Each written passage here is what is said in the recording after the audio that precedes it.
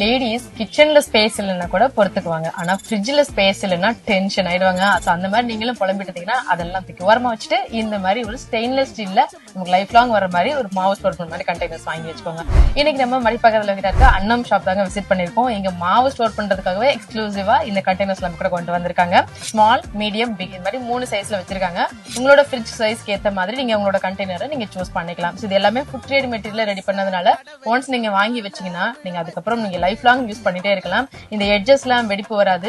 இல்ல மாவு மட்டும் தான் ஸ்டோர் பண்ணணும் அப்படின்றதெல்லாம் இல்லைங்க. நீங்க நார்மலா கிராசரி ஸ்டோர் பண்ணிக்கலாம், வெஜிடபிள் ஸ்டோர் பண்ணி வச்சுக்கலாம், ஆல்சோ நீங்க மசாலா பவுடர் கூட ஸ்டோர் பண்ணி வச்சுக்கலாம். இந்த ஒரு கண்டெய்னர் வாங்கிட்டீங்கன்னா நீங்க மல்டிபர்பஸாக யூஸ் பண்ணிக்கலாம். ஃபுட் கிரேட் மெட்டீரியல் ரெடி பண்ணிக்கலாம். தாராளமா டிஷ் வாஷர்ல கூட வச்சு வாஷ் பண்ணிக்கலாம்.